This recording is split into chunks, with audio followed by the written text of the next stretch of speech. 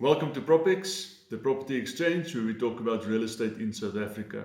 A little bit more about One Team today, and I specifically want to talk about mandates. Estate agents in South Africa has been sharing mandates and listings with one another for probably as long as the industry has been alive in South Africa.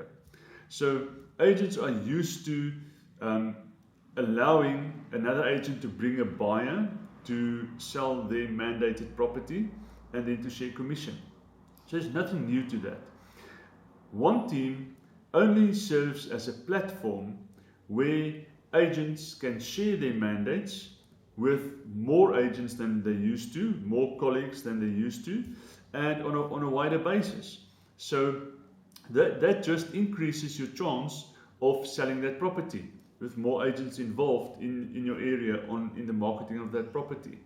Um, so nothing new to it. The question comes in, but what type of mandate should I share, and how do I protect myself, because I don't know the guys that I'm opening the door to working with me. Now, first of all, we all know, and it's legally, you are protected by a sole mandate. So a sole mandate is a contract between you and the seller, and nobody else can impose on that unless you allow them to.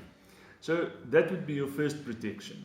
Secondly, if you have an open mandate and our system allows for an open mandate to be shared, it's your prerogative. Do you want to share it? Do you feel safe to share it? If not, then don't list it there.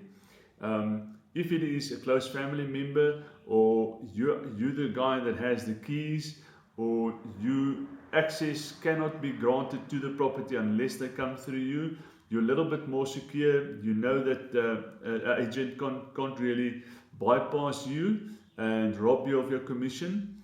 Then you might feel safer to share your mandate on One Team, and you're welcome to do that.